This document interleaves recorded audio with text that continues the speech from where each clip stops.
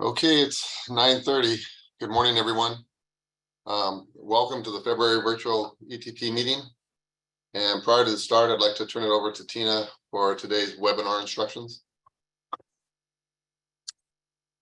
Good morning, everyone. Hopefully everyone can see my screen okay. Welcome to February 2023's panel meeting. Zoom information just in case. Here are the Zoom meeting instructions. Attendees will be muted with the following exceptions. Presenters will be unmuted during their presentations. Contractor representatives will be unmuted during the proposal, introduction, and if called upon by a panel member. Public comment will be done throughout the meeting and when announced by acting chairperson at the appropriate times. Public comment. To comment, use the raise hand feature to request to speak. Wait until your name is called. The host will unmute you so that you can speak. There will be a 3-minute limit per speaker.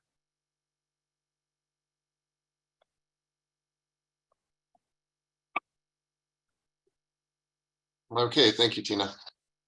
Do we have any hands raised?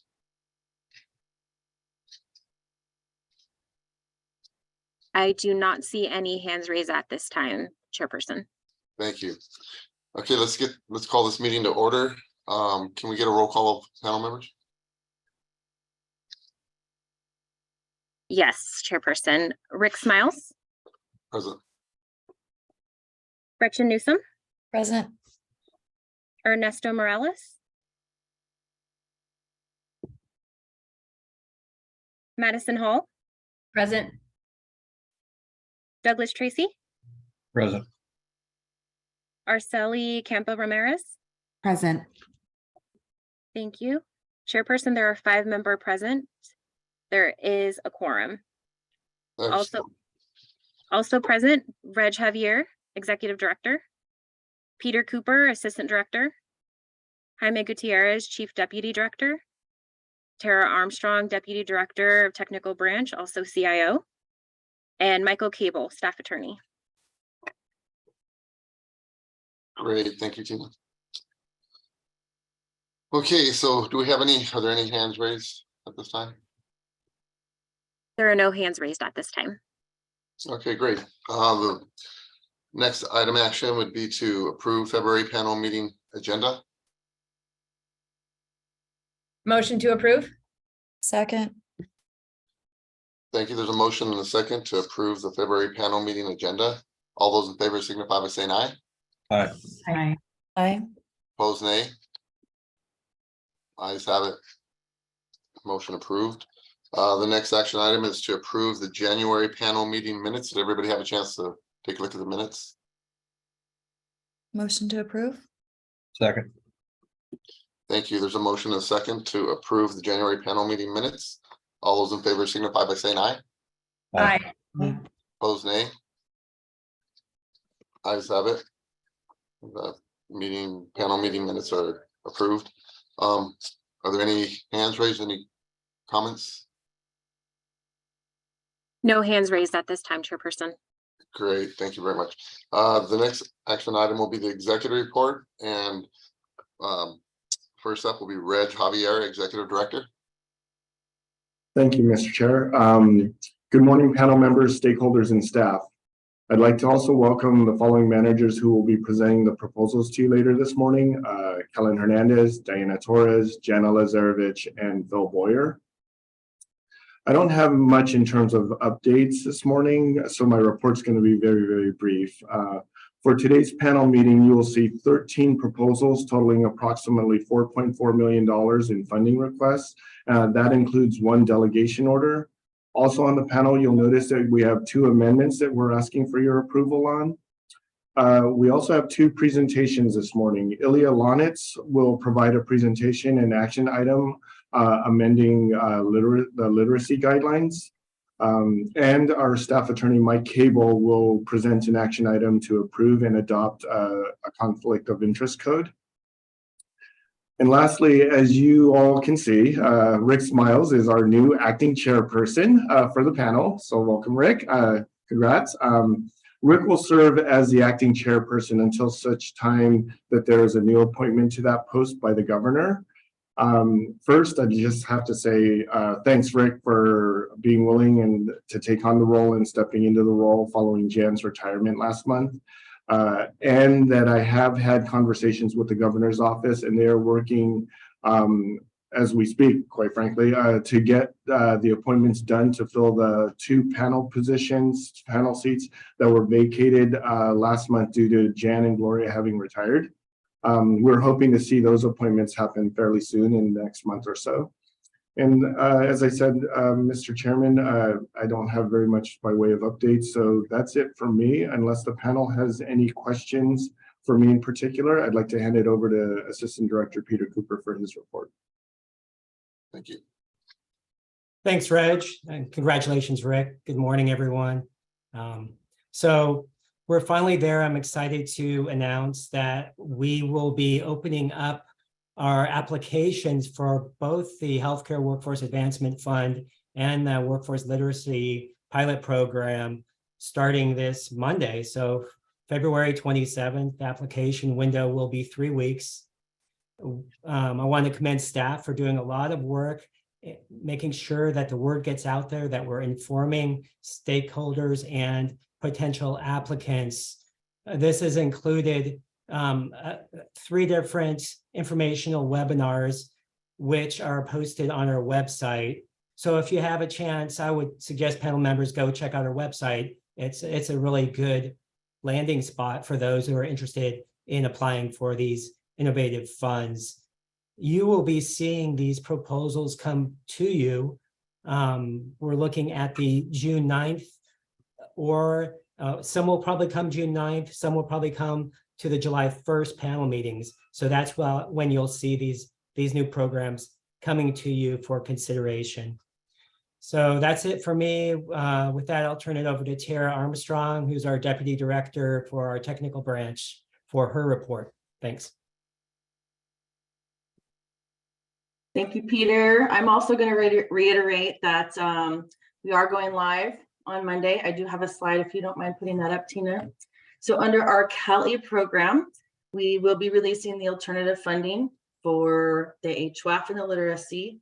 Like Peter said, it will be Monday at 8 a.m. and it closes on the 20th at 3 p.m. We also have some live support sessions for anyone who needs some assistance.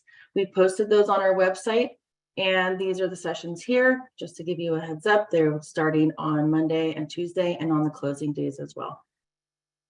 I've also heard that we are interested in having the application samples or templates so that you guys can see the questions that will be additional to these funding applications, and they will be posted here this morning if they're not already there now.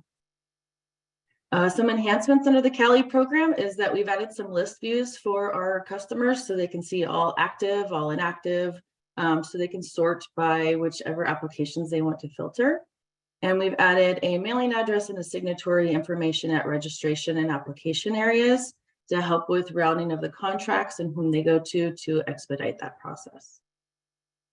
Under our CALI grant system, we are still working with the California Workforce Development Board, and we've added additional functionalities for their 2 grants called RERP and WAF 11.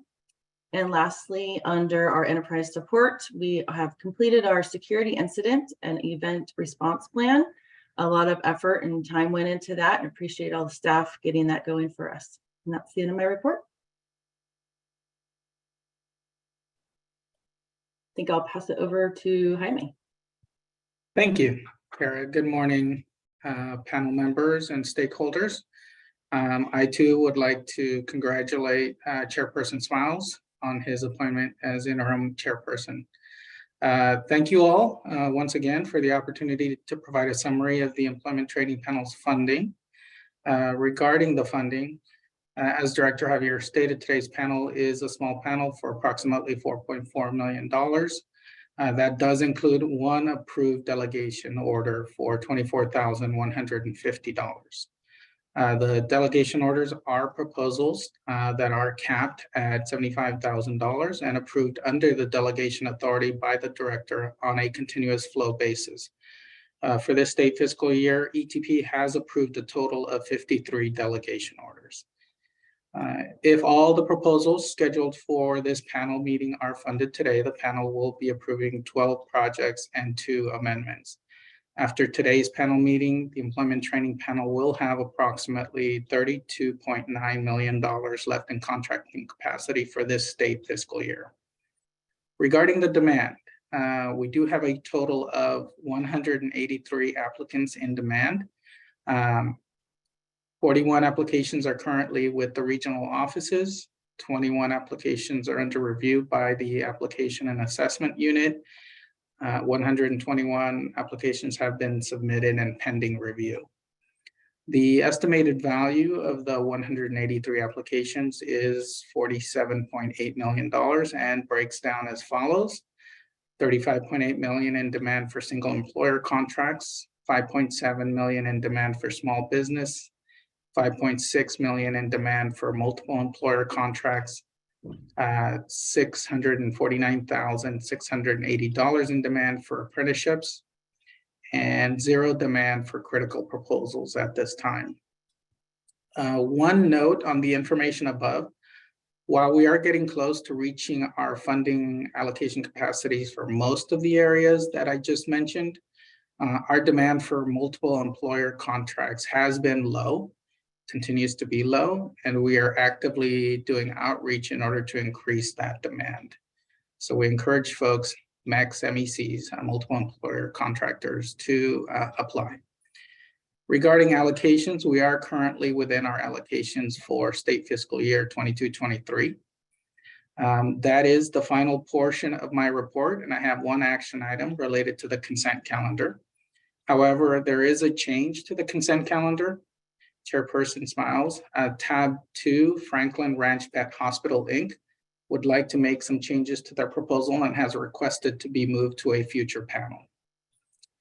With that change, Chairperson, I would like to request that the panel members identify which proposals, if any, they would like to pull from today's consent calendar, and then for a motion to approve the consent calendar with the exception and identity of those proposals being pulled, which will be heard in order. Thank you, Jaime. Does the panel member have any items they would like to pull? Motion to approve the consent calendar. Second. So there's a motion to approve the consent calendar. With the exception of tab 2. That will be moved to a further meeting, further time. Okay, so Thank you. do you have any questions? All those in favor signify by saying aye. Aye. Aye.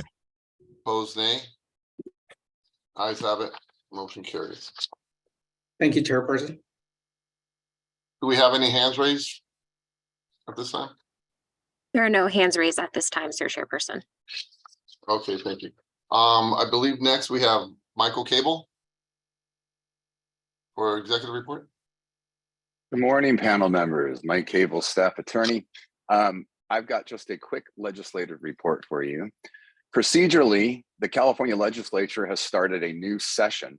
We don't need the conflict of interest code, by the way.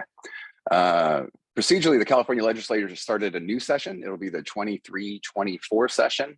Last Friday was the last day for bills to be introduced. And the landscape looks rather typical with about 1,700 assembly bills and about 900 Senate bills. Your legal unit is currently reviewing all the bills and will be generating a legislative memorandum of bills that are pertinent to ETP like we've done in past years. Also, in coming panel meetings, we'll be providing a copy of the legislative memorandum in your panel materials, and we'll also be providing a report at panel meetings, making ourselves available for any questions or concerns you may have, and giving you a status report as those bills move through the committee process. That said, if there are any bills in particular or any topics or matters specific that you would like us to focus on, please let me know either now or simply by sending me an email at your convenience. That's it for me. This is just really a kickoff report for our upcoming legislative year, but I am available for any questions or concerns or any ideas that you have at this time. Thank you. Excellent. Thank you, Michael.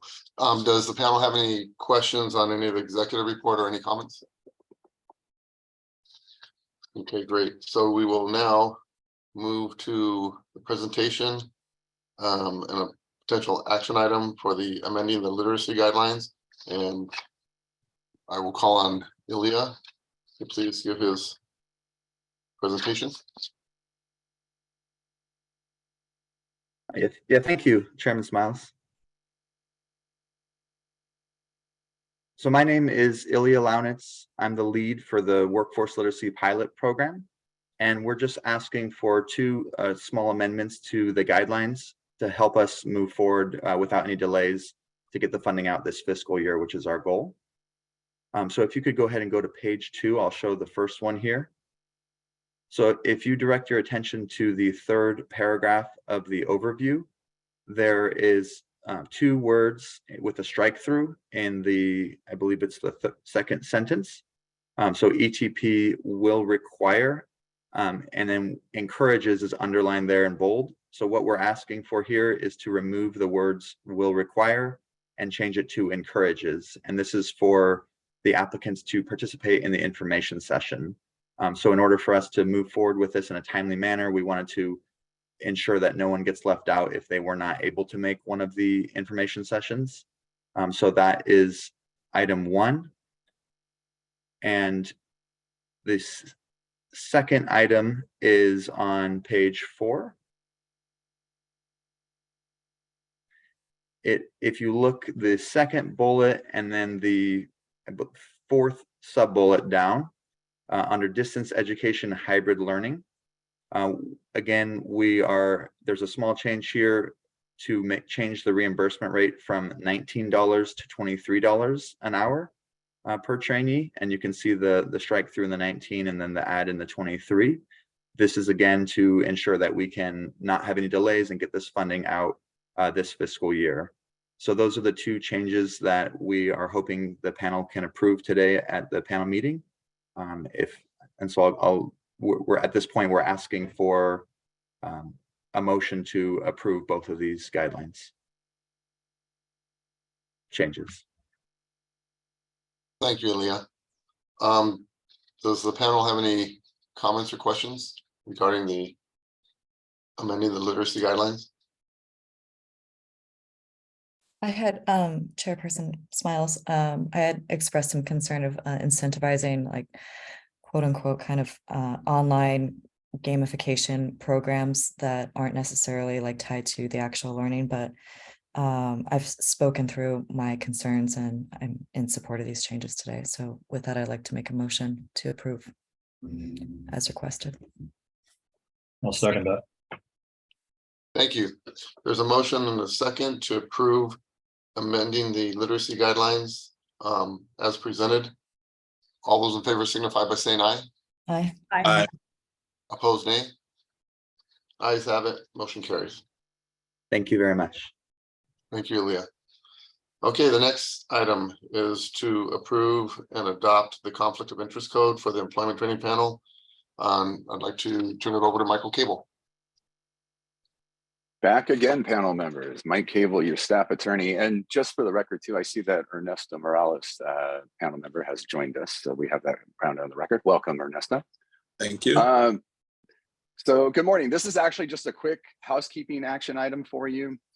Simply put, you may recall from the training that we provided last year, the topic of conflict of interest, and there was a discussion about providing an annual financial disclosure. That's that form 700. That requirement does not only pertain to panel members and executive staff, but it also pertains to those that are employed at ETP that may have discretion or have certain decision-making authority.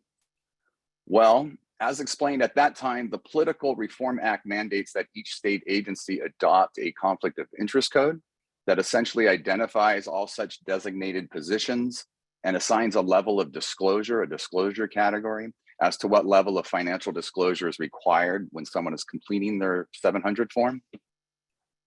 Accordingly, ETP's bylaws, Article 7, Section A, states that the panel shall adopt a conflict of interest code, which shall be reviewed annually. And that's the purpose of today, for the panel to take action and to move to approve the conflict of interest code that was provided to all you via email. And it was also posted on ETP's website next to the panel packet for public review. The conflict of interest code that's provided to you essentially is the same one as ones before, using the template that's provided by the Fair Political Practices Commission, but with some revisions and updates, primarily just to reflect new positions or position titles since the last one. And you'll see that in the Appendix A, which is attached to the conflict of interest code. That said, unless there's any questions or concerns, staff recommendation is that the panel move to approve the conflict of interest code as prepared, and for your legal unit to proceed with final adoption as required by the Fair Political Practices Commission. Thank you. Thank you, Michael. Any comments from the panel?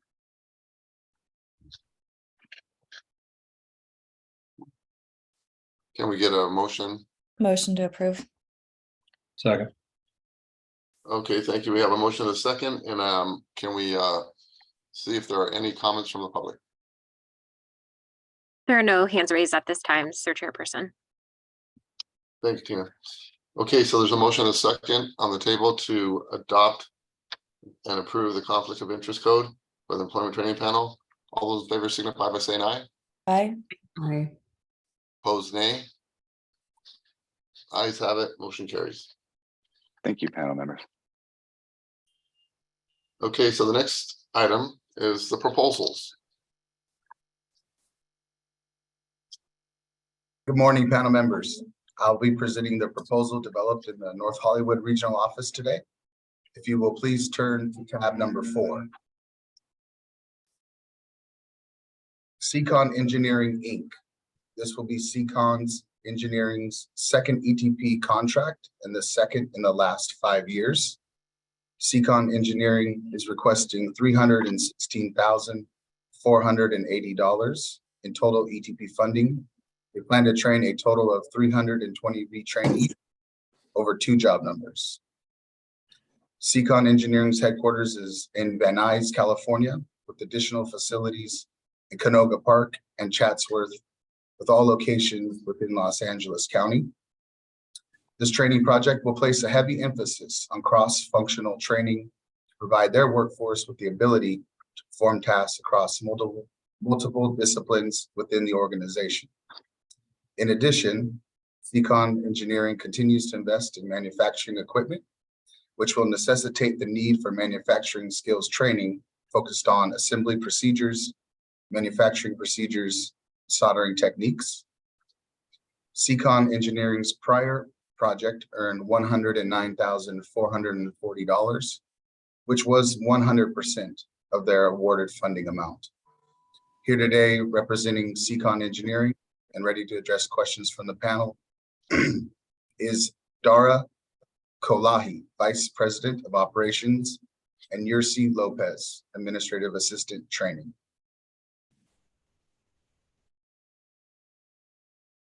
Thank you. Does the panel have any comments? I do, Chairperson. If the applicant could please elaborate for me, concerned about the wages under job number 2, job creation, where you're proposing to hire 20 new production technicians, paying them a range of $16.28 an hour up to $20 an hour. Meanwhile, your production technicians in job number 1 are earning between $16 an hour up to $25 an hour. So with this training that the new production technicians receive from ETP and yourselves, how soon would those new production technicians be eligible for higher wages that are listed in job number 1?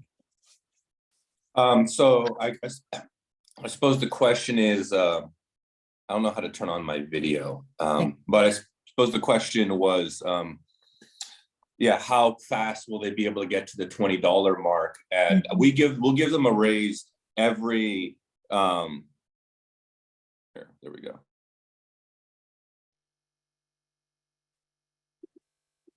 Hello? I don't know. Sorry, I don't know what happened. So they'll get a raise every year. And we do 2 biannual evaluations, and So they would probably be able to get to $20 an hour, I would say, in probably 3 years.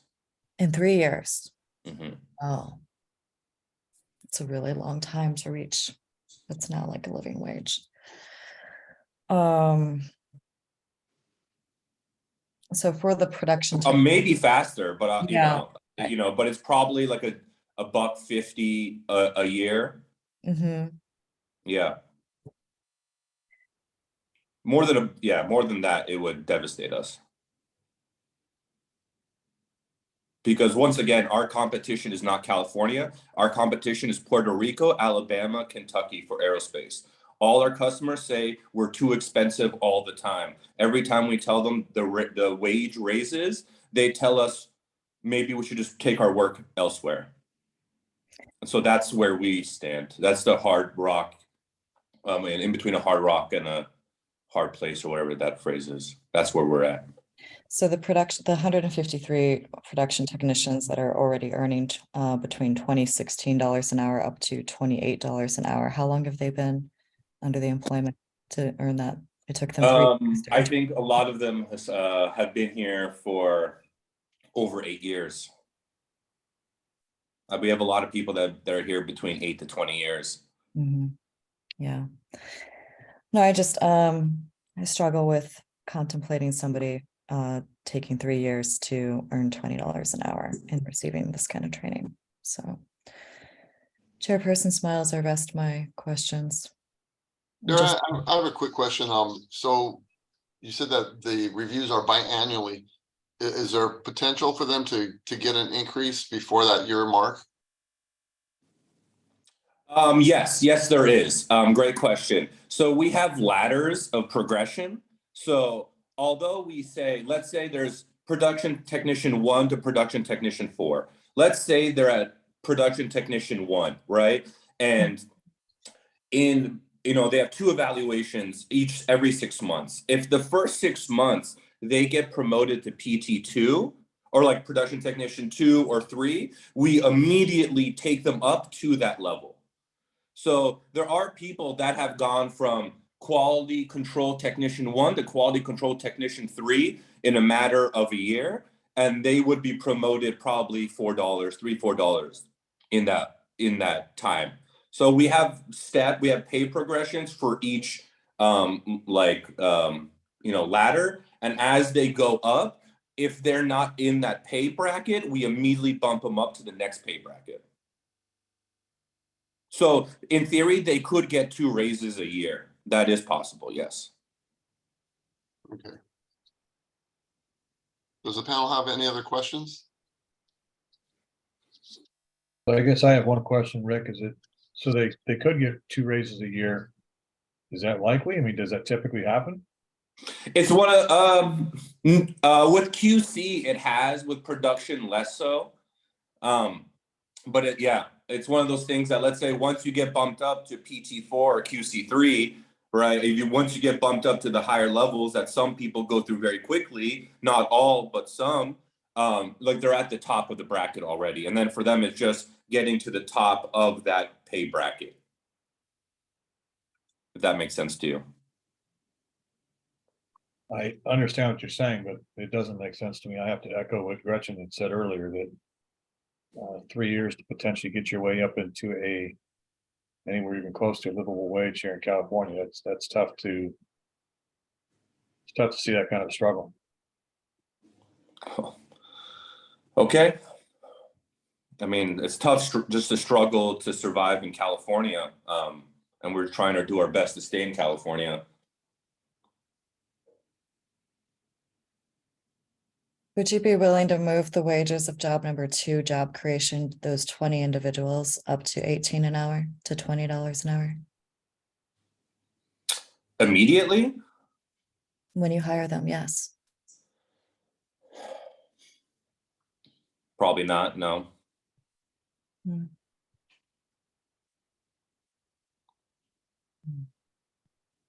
But once again, there's room for promotion. There's step ladders.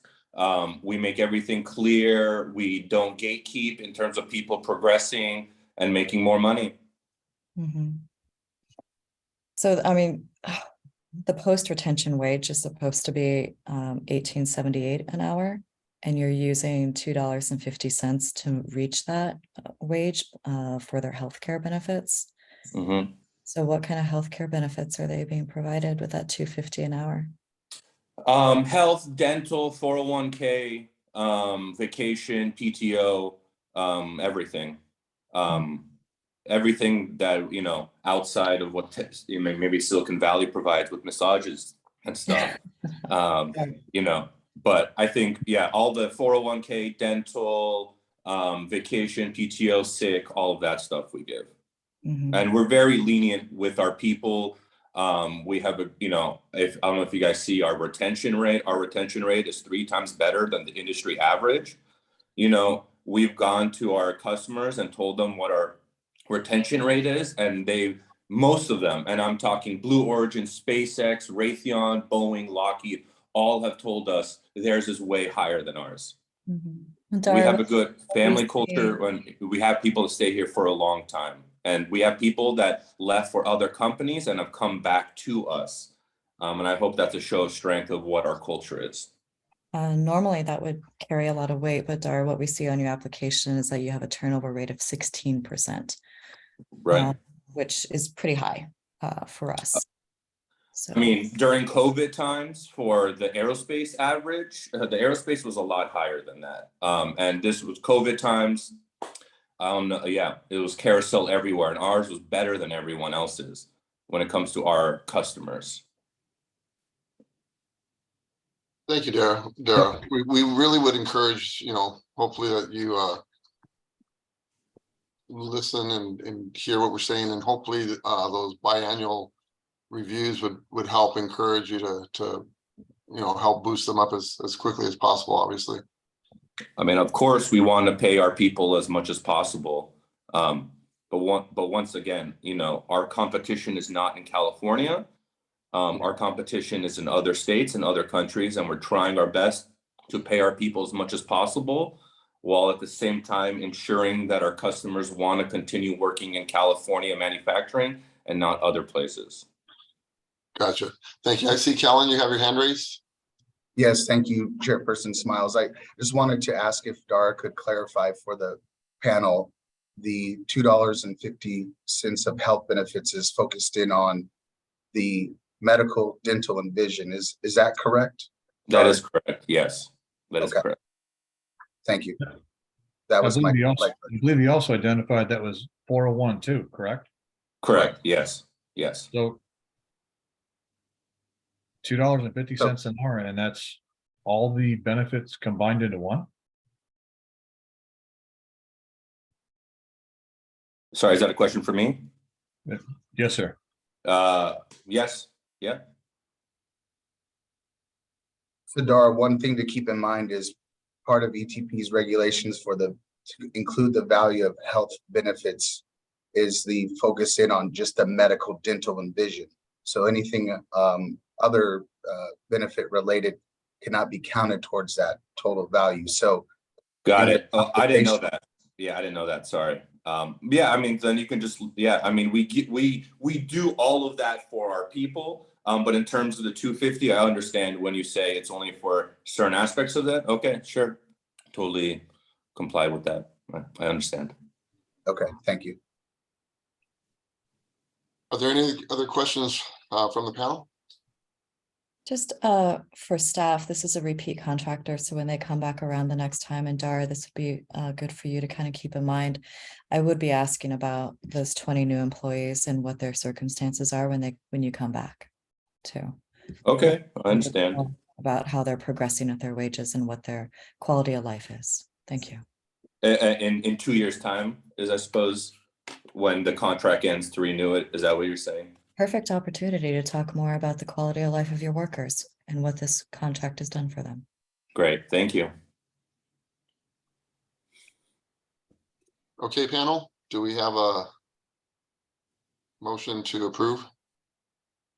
Motion to approve. And second, Thank you. We have a motion and a second to approve Secon Engineering, Inc., contract number ET 23-0273 in the amount of $316,480. All those in favor signify by saying aye. Aye. Or, I'm sorry, before we vote on that, are there any hands raised in the public? There are no hands raised at this time, Sir Chairperson. Thank you. All those in favor signify by saying aye. Aye. Opposed, nay. Ayes have it. Motion carries. Thank you, Good Dara. morning. Oh, sorry. Good morning, panel members. Next up, we have tab 5. This is a critical proposal from Astra Space Operations, Inc. They are a first-time contractor requesting $397,440 to train 180 workers. Training will take place at Astra Space's Alameda, Sunnyvale, and Atwater locations. Here representing Astra Space to answer any questions are Natasha Asilovich, Head of Learning and Development, and Hanifa Ismail, Head of Tax.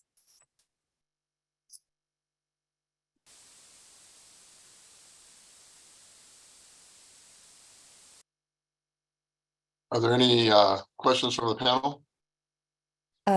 If you don't mind, Chairperson Smiles, I hope that the last applicant is on the line still, so then he can hear me speak about this. The production staff for this applicant are being paid an actual wage range of $38 an hour up to $114 an hour for 60 trainees.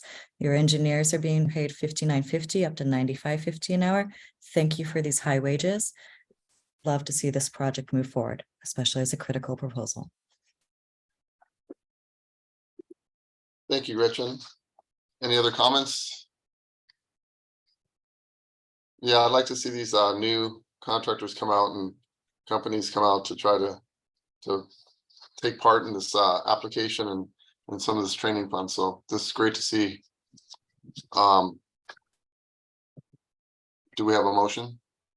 Motion to approve the Astra Space Operations Contract ET 23-0274 in an ETP funding amount of $397,440. I'll gladly second that. Thank you. And do we have any hands raised? There are no hands raised at this time, Sir Chairperson. Great. All those in favor of approving this contract for ET 23-0274 in the amount of $397,440, please say aye. Aye. Opposed, nay. Ayes have it. Motion carries. Thank you very much. Okay, next up, we have tab 6. This is a proposal from True Organic Products, Inc. They are a repeat contractor requesting $498,111 to train 256 workers, including 85 new employees. Training will take place at True Organics locations in Helm, Monterey, and El Centro. Here representing True Organic to answer any questions are Anna Carreno, VP of Human Resources, and Angela Jones, Consultant, Training Grants Intelligence. Thank you. Panel, any comments or questions regarding this proposal? They have a similar concept where they're doing job creation and hiring folks on, but when I'm looking at specifically, let's look at production staff. The range between the job creation and then the retrainees is much slimmer on that. So I commend you on that, and I hope that the new job persons hired for the job creation are able to obtain higher wages as they receive this training. Thank you. Are there any other comments?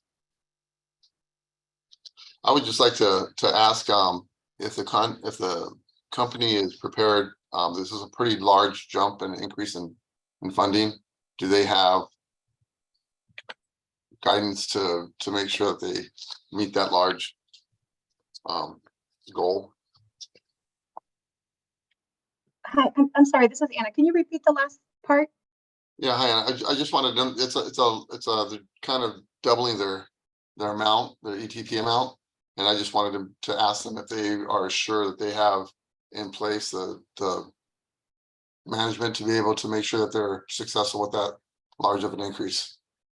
Yes, absolutely. We're bringing on new management that will be helping us lead a lot of this, and also some outside people, and then myself to make sure that we are meeting all of our training goals and initiatives. Excellent. Good to Yeah. hear. Thank you, Anna. Are there any other questions from the panel or comments? Can I get a motion to approve this application? Motion. Second. Thank you. There's a motion and a second to approve True Organic Products, Inc., contract number ET 23-0284 in the amount of $498,111. Are there any hands raised from the public? There are no hands raised at this time. Chairperson, I have a really quick question. Who was the second? Madison. Thank you so much. Okay, all those in favor signify by saying aye. Aye. Opposed, nay. Ayes have it, motion carries. Good morning, panel members. Next, we have tab 7, a proposal from BFS Group of California LLC. They are a first-time contractor requesting $496,800 to train 1,080 workers, including 74 new employees. Training will take place at BFS Group of California's locations in Fresno, Riverside, Sacramento, Stanislaus, and Yolo County. Here representing BFS Group of California to answer any questions are Carla Hedren, Administrative Manager, Keith Brahma, Consultant, Propel Consulting Group. Thank you, Phil. Are there any questions from the panel? Any comments?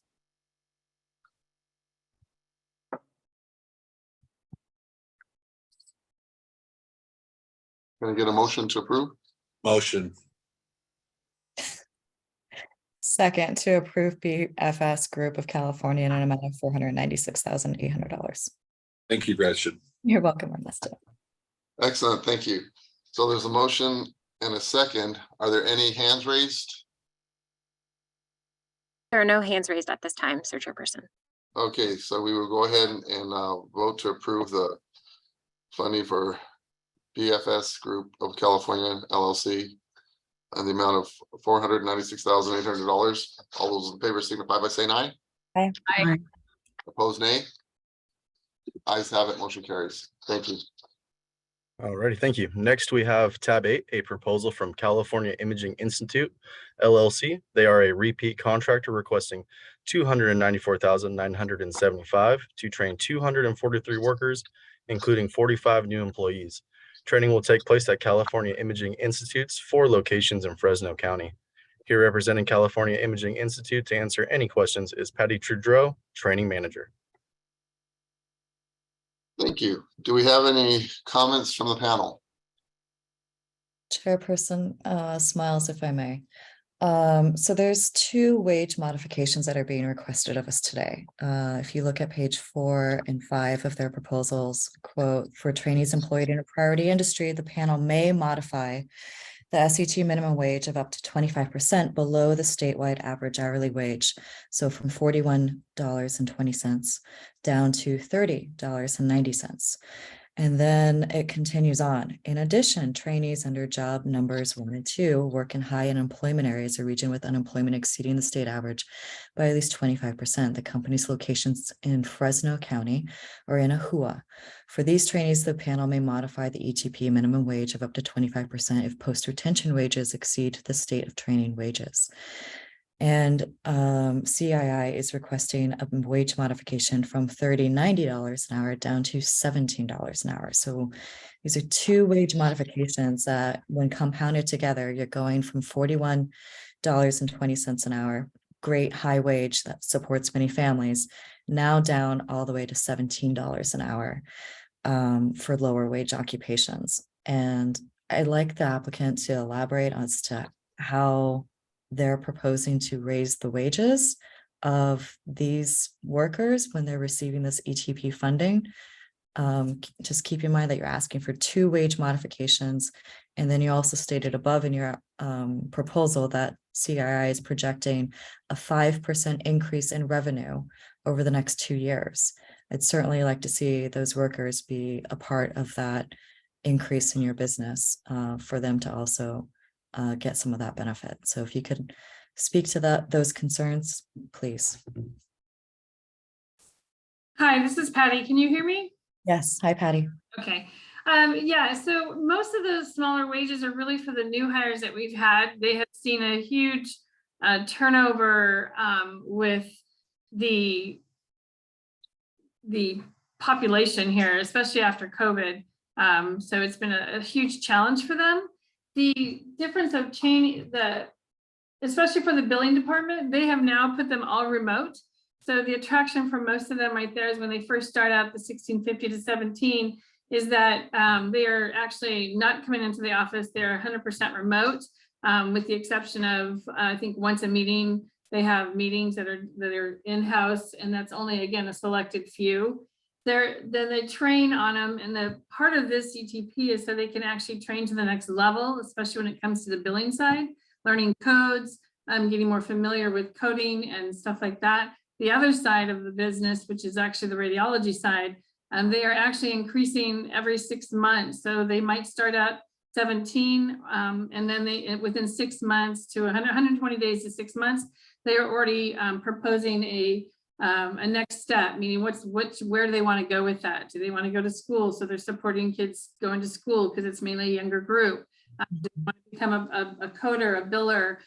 Do they want to do the scheduling? So they increase their pay exponentially. And then if they're going to college or going to school to take classes that help them inside the imaging world, then they are moved into different positions as that as well. So. Okay. And does California Imaging Institute assist with those higher education ladders by providing tuition, or could you elaborate, please?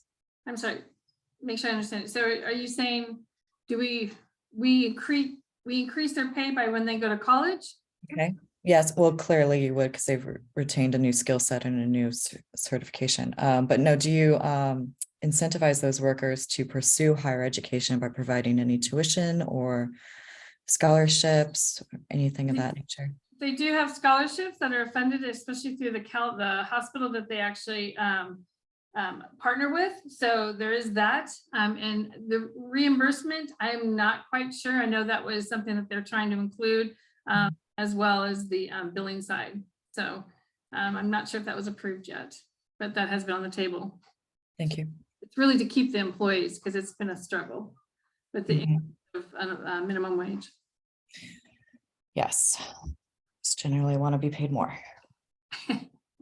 Exactly. So. Thank you, Patricia, for your explanation. Are there any other comments on the panel? I just think going forward, when applicants are asking for 2 wage modifications, it's going to raise my red flag, and you can anticipate receiving continued questions along these lines. With that said, motion to approve California Imaging Institute LLC contract number ET 23-0275 and an ETP funding amount of $294,975. Second. Okay, thank you very much. Thank you, panel. So we have a motion and a second to approve training proposal for the California Imaging Institute LLC, the amount of $294,975. Are there any hands raised? There are no hands raised at this time, Chairperson Smiles. Thank you. So yes or no, do we have a motion? We have a motion to approve. All those in favor signify by saying aye. Aye. Aye. Opposed, nay? Ayes have it. This motion is approved. Thank you. All right, thank you. Next, we have tab 9, a proposal from Van Brothers. They are a repeat contractor requesting $292,100 to train 250 workers, including 20 new employees. Training will take place at Van Brothers location in Williams. Here representing Van Brothers to answer any questions are Nikki Acevedo, Chief Administrative Officer, Ashley Roshetsky, HR Generalist, Keith Brahma, Consultant, Propel Consulting Group. Thank you. Do we have any comments or questions from the panel regarding this proposal?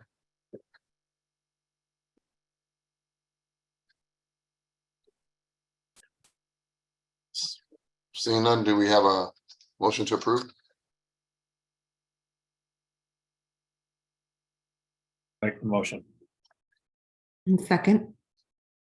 Okay, thank you. There's a motion and a second to approve Van Brothers contract number ET 23-0277 in the amount of $292,100. Are there any hands raised in the public? No hands raised at this time, Sir Chairperson. Thank you. So all those in favor signify by saying aye. Aye. Aye. Opposed, nay. Ayes have it, motion carries. Thank you very much. Okay, next up, we have tab 10. This is a proposal from City and County of San Francisco. They are a repeat contractor requesting $524,320 to train 80 new hire trainees. Training will take place at the Evans campus of the City College of San Francisco. Here representing City and County of San Francisco to answer any questions are Janet Gomes, City Build Operations Manager, and Steve Duche, Consultant. Thank you very much. Do we have any questions from the panel or any comments? This is one of those applications that rose to the top of my list as providing good practices on how to overcome multiple barriers to employment. And I was hopeful that the applicant could discuss their success in doing that, of reaching out to different communities with multiple barriers of employment, providing them this training, and then your success in partnering them with apprenticeship programs so they can have lifelong quality construction careers. So good morning, everyone. Once again, my name is Janet Gomes. So for me is we do partner with the nonprofit to go ahead and provide these type of services to go ahead and remove any of our potential participants or trainees in our program. So I think we've done a really good job with that. Now, as far as success rate, last fiscal year, July 1 through the end of June, we enrolled 91 trainees. Out of 91, 71 graduated from our pre-apprenticeship program. That represents 78% that graduated. And out of that 71 that graduated, 63% were placed into union construction jobs, and that represents 89%. So hopefully I answered your question. You did, thank you. Quite welcome. Thank you. Are there any other comments from the panel?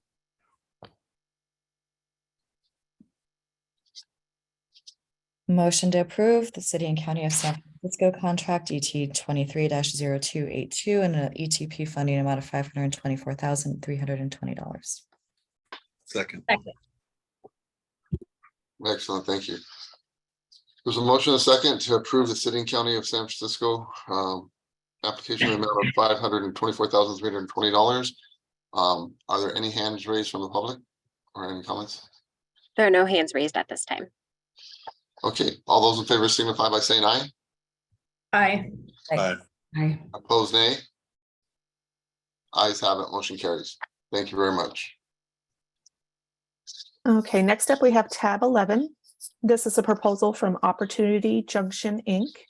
They are a repeat contractor requesting $544,464 to train 144 new hire trainees.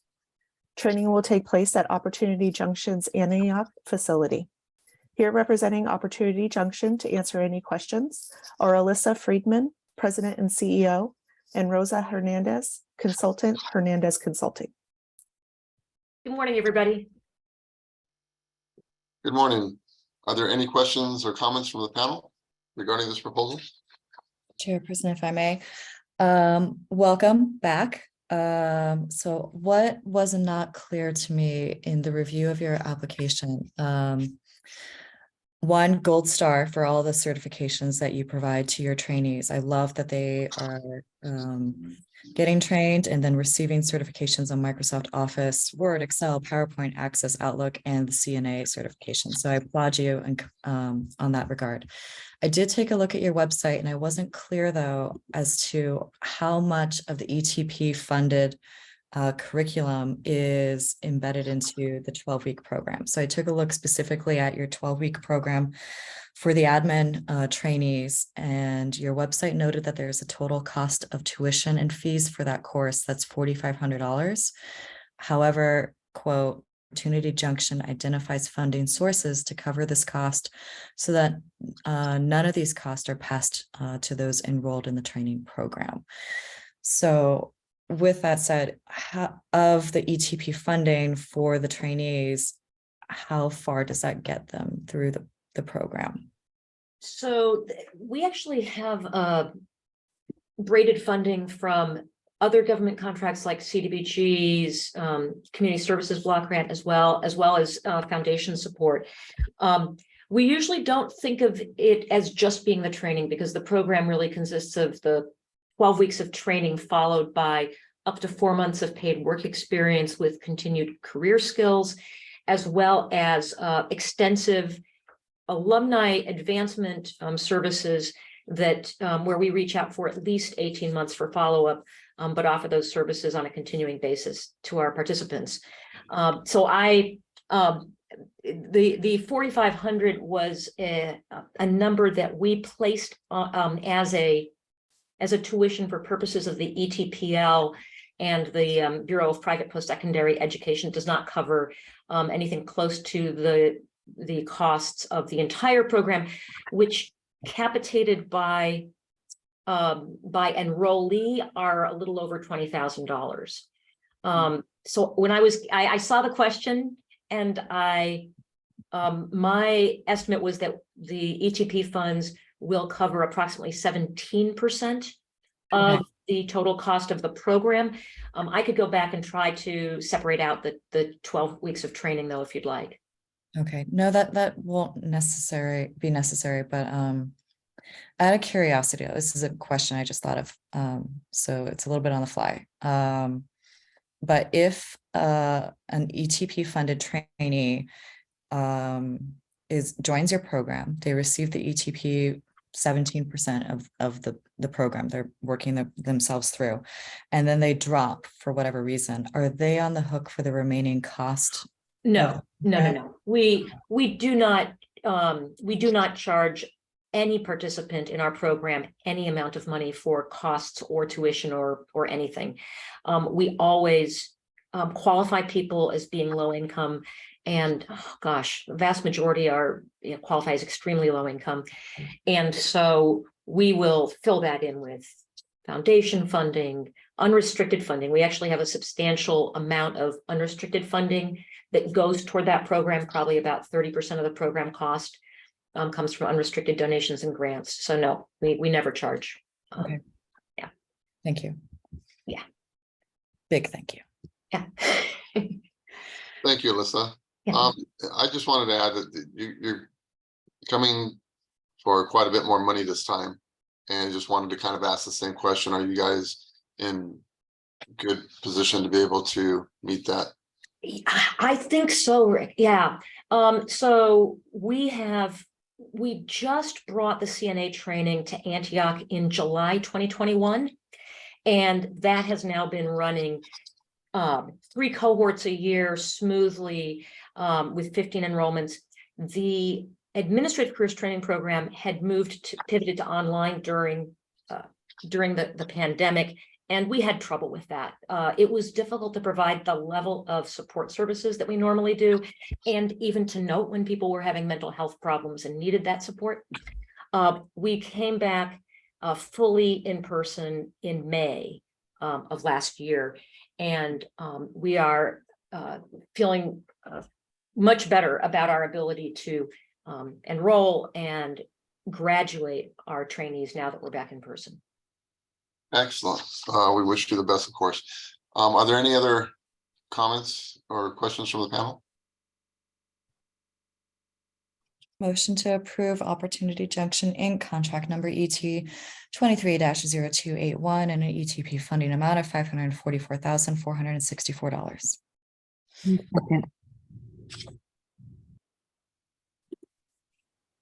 Okay, we have a motion and a second to approve Opportunity Junction Inc.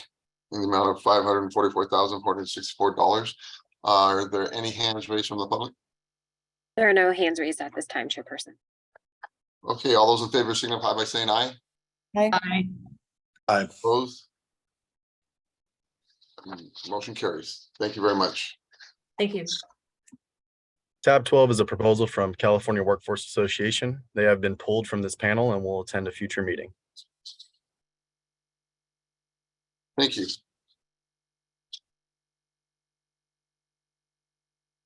Okay, so is that it for the proposals? That is for it for the proposed single and multiple proposals. Chairman Smiles, what we have next is tab 13 and 14. The following are 2 amendment requests to change the previously approved terms and conditions of the current contract between ETP and the contractor. I'd like to just use some space here to make some general comments regarding these 2 amendment proposals. Neither of these represent a requested increase to the total approved agreement amount. However, both requests do represent a more than de minimis change to the initial training plan approved by the panel. As such, ETP staff has elected to bring both of these contract amendment requests to the panel for your review and consideration, as well as provide you as the panel with an opportunity to ask questions directly to the contractor. Your review and consideration of these amendments will also further assist panel staff in determining the level of quantitative and qualitative change from what was initially approved by the panel that should be directly considered by the panel. Lastly, with regards to my general comments, except for those conditions which have been called out for requested change or change in a prior amendment, all other items in the training plan remain, such as occupations and curricula, and more specifically, in the case of both of these amendments, both were approved in calendar year 2021, therefore reflect the post-retention wage at or higher than the county minimum wage in calendar year 2021. So with that, I do want to go ahead and move on to tab 13. Which is a panel amendment, as I mentioned, from College Hospital Incorporated. Their current funding amount is $397,440. As a result of this amendment, it will remain at $397,440.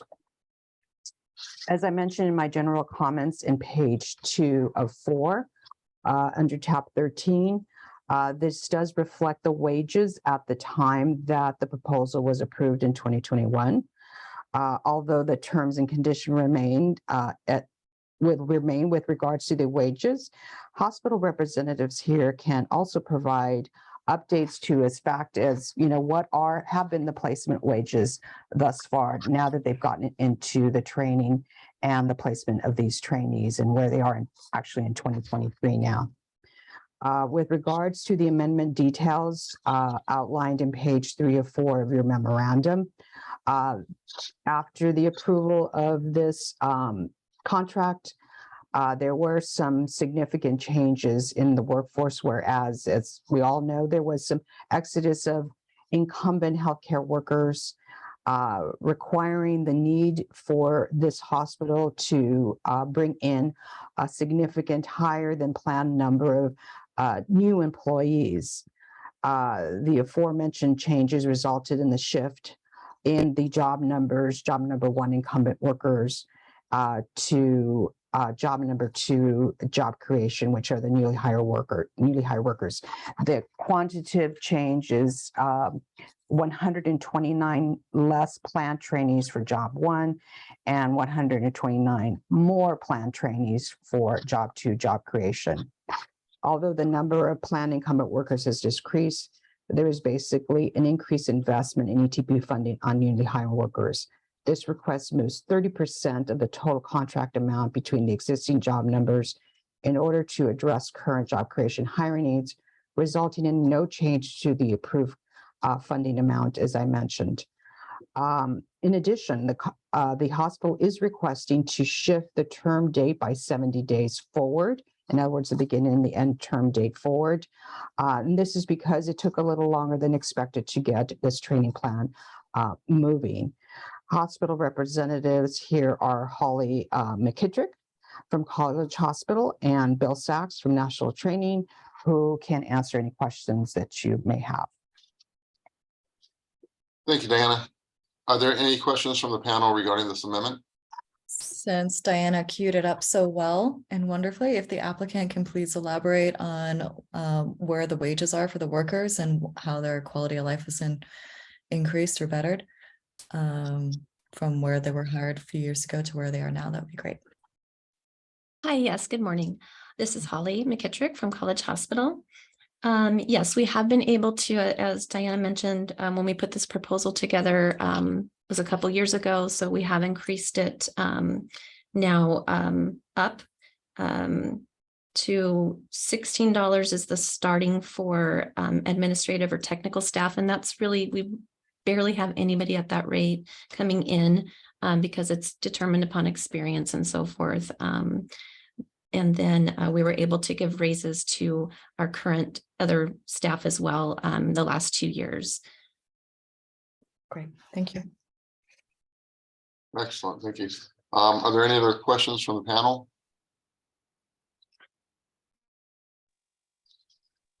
Can I get a motion to approve the amendment? Motion to College Hospital, Inc., contract number ET 22-10106, in the amount of $397,440. Second. Excellent, thank you. There's a motion to approve the amendment in the amount of $397,440. Are there any hands raised by the public? No hands raised at this time, Chairperson. All those in favor signify by saying aye. Aye. Aye. Opposed, no. Ayes have it, motion carries.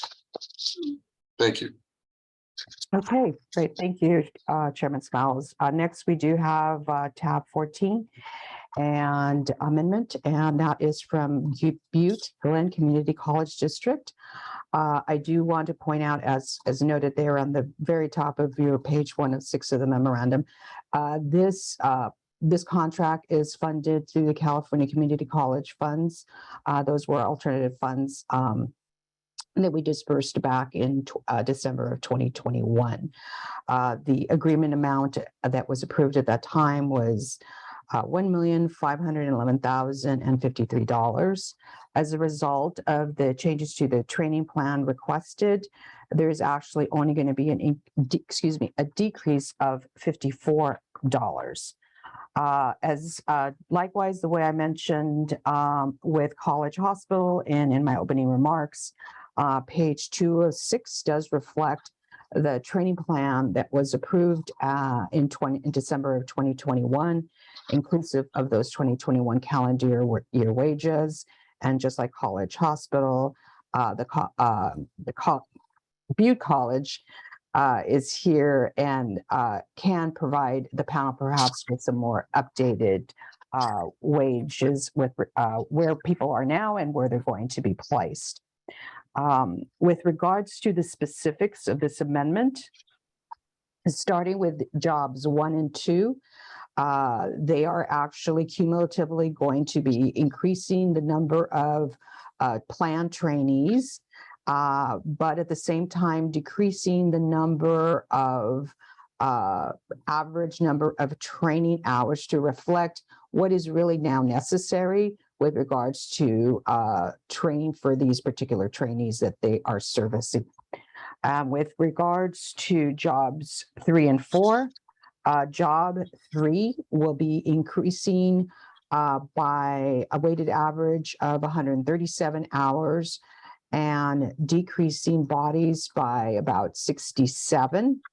And basically the story for jobs 3 and 4, and I know that the representatives can provide perhaps a better story, but just technically is that job 4 was for new hire trainees. Those are individuals who are currently unemployed. And what happened after the project was approved, Butte was actually able to procure some healthcare employers who were willing to hire individuals and train them while they were working. So it became more of an earn and learn model. As such, job 4 was no longer necessary. It is the request is to delete job 4 and then push those resources into job 3 for newly hired workers, specifically CNAs.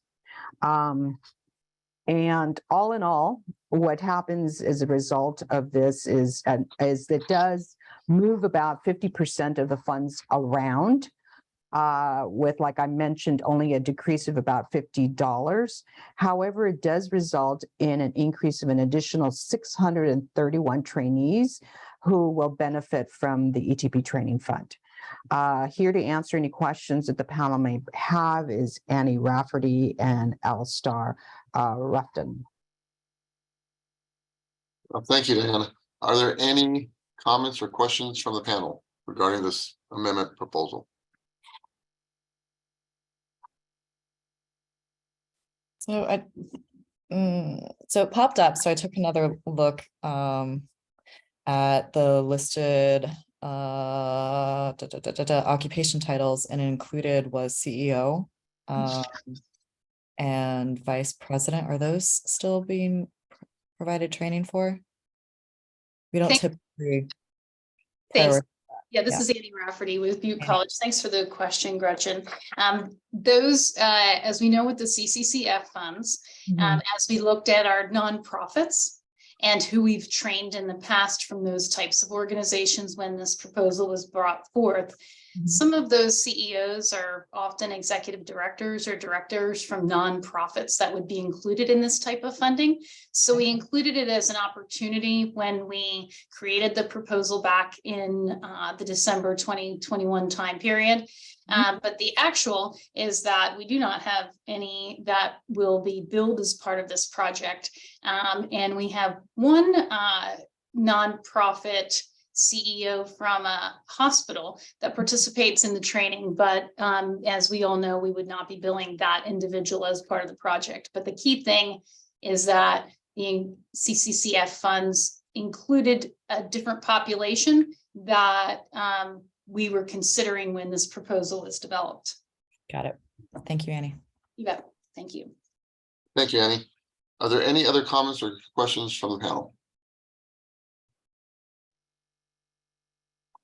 Well, it looks, I like the fact that we're going to be able to train 600 more people, that's for sure. So can I get a motion to approve?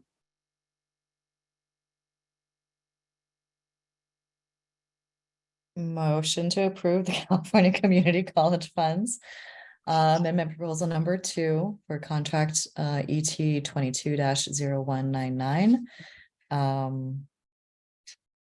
Yes, period. That's how that needs to be. And second. Okay, so there's a motion to approve the amendment proposal number 2. Is this in the same funding, or is it the total funding of $1,510,999? I'll add that to my motion. Thank you, Eric. Excellent, thank you.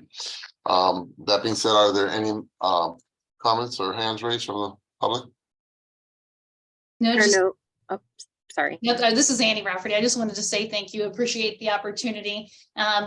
Because the good story is being able to favor those workers of getting paid during training. And that was a big effort. It's a hardship for people to take a 200-hour training, earning no wage for 5 weeks as a new hire. And because of the classifications of a new hire status, we leaned in and felt it was important to work with our employers to find those people locations that they can land and work for and get paid a wage during training. So this is a good story to tell, and appreciate the panel's support with this project for our local employers. Excellent, thank you, Annie. That being said, all those in favor signify by saying aye. Aye. Aye. Opposed, nay. Ayes have it, motion approved. Okay, thank you. And the next opportunity for the panel members to request an agenda items for future panel meetings. Does the panel have any suggestions or things they would like to add? Okay.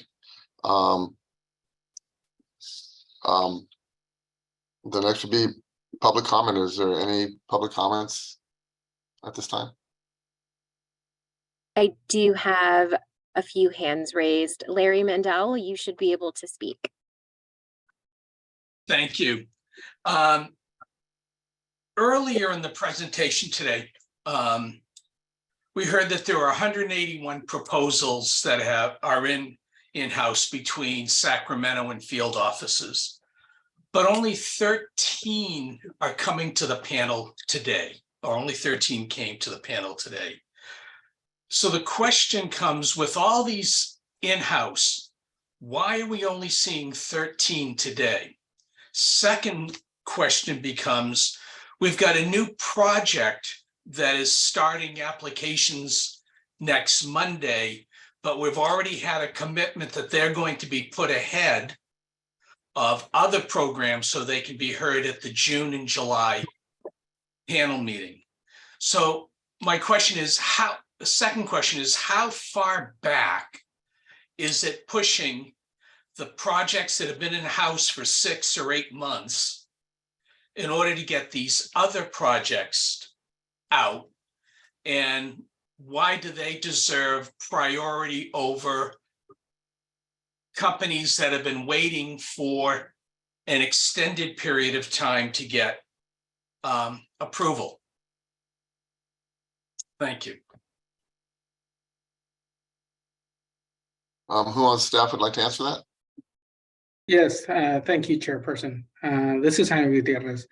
I can speak a little bit to that question. So first off, the intent here is that, as I mentioned in my notes, we are meeting most of our allocations. And so we're at a point where we are very close to meeting all of the allocations that we have set for single employers, small businesses, critical proposals, et cetera. What we aren't quite meeting expectation on, because we have a lack of MEC contracts or requests, is on the multiple employer side. That's where we have, unfortunately, have a significant amount of dollars still available in that particular allocation. So in the other areas, we are very close to meeting the demands and that we've set for that. And so the contracts that are remaining in those areas are going to be on hold for a little while until we can figure out where the allocations are going to be and what we can approve moving forward. In regards to the question about the new projects and whether that's going to impact what is in the queue, the answer to that is no, not right now. It is not impacting anything that's in the queue. We will be able to continue with the projects that are in development right now. Those will continue forward into the next couple of months as needed in order to get them processed. Once we've got the new project set up and applications are coming in for that, obviously, then we will be working on those, but we have identified a group that is going to be focused, especially with the literacy applications. We've just identified a number of folks that are going to be working on that. It's not going to be everybody working on everything. So I do expect that we will be able to manage both continuing to have regular ETF contracts, core contracts in the following months, as well as the new contracts related to literacy and healthcare. Hope that answers the question. Not really. So the question still comes about how much delay or how long should a company, a single employer, expect between the submittal of an application to the time that it actually gets through, given that we're pretty close to having the amount of money needed to fund these applications? And the reason it becomes an issue is because on more than one occasion, I've been told by companies that are interested when I say it's somewhere between 6 to 9 to 12 months between the time we submit an application and the time that they're actually going to get funded, and they're no longer interested. And that becomes the considerable issue. So, thank you, Larry, for the comments and the questions. As you all know, we have been going through our work with Civic Makers to talk, to really revamp and re-engineer the application process because there has been in years past a significant lag in application processing. And that is for a number of reasons, which I'm not going to get into now. We're going to go ahead and allow the Civic Makers work to continue to get us to a point where they'll have a recommendation to the panel around what could potentially be a new redesign of our application process, which will create a greater amount of efficiency and hopefully some transparency. With that said, Larry, as in most years, we are not anticipating ending the year with any money left over. So essentially, we are going to be able to process all the applications that will exhaust the entire ETP fund for this fiscal year. Thank you. Thank you. Thank you, Reg. Thank you, Larry. Are there any other hands raised at this time? Yes, Nathan Daly, you should be able to speak. Thank you, panel, very much for the opportunity. I'd like to make a brief case in favor of increasing the cap on the healthcare benefits. Right now, the cap is set at $2.50. A little background. If you look at the retrainees wage table for between 2017 and 2020, those wages rose an average of about $1.95. In the last 3 years, between 2020 and 2023, the retraining wages rose about $4.16. That's a pretty sizable jump in a short period, and that's largely attributed to the COVID shutdown. And most companies pay considerably, considerably more than $250 for their health benefits for their employees. I'd like to make a case for the panel's consideration to increase that cap to say about $350, just to help particularly small businesses who can't necessarily raise their wages at the same rate that the retrainee table raises. Thank you, that's all.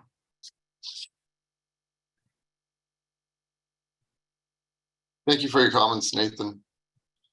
Do we have any other hands raised? Chairperson, we do. Dave Tisdale, you should be able to speak. Thank you, Chair Smiles. I'll be brief. I want to thank the panel for recognizing the merit in Butte Glen Community College's amendment.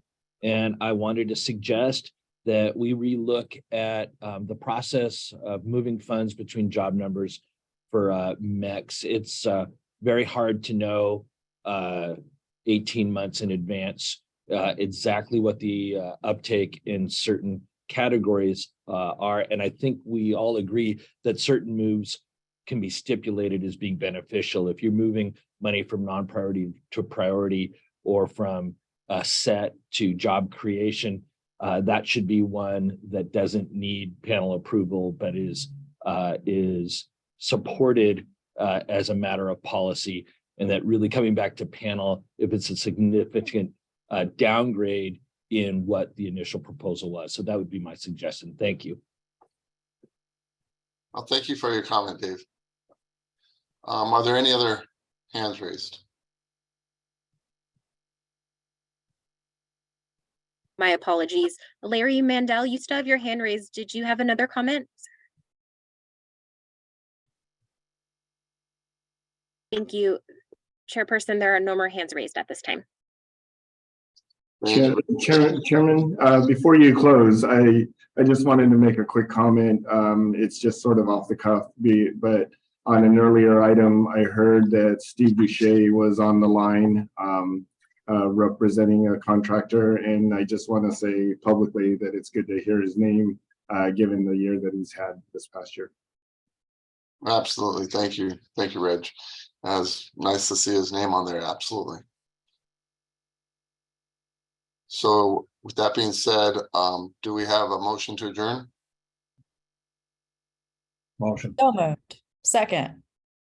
Everyone have a great Friday. There's a motion and a second to adjourn. All those in favor signify by saying aye. Aye. Opposed, nay. Ayes have it. This meeting is adjourned. Thank you, everybody. Have a great weekend. Be safe out there. Stay warm.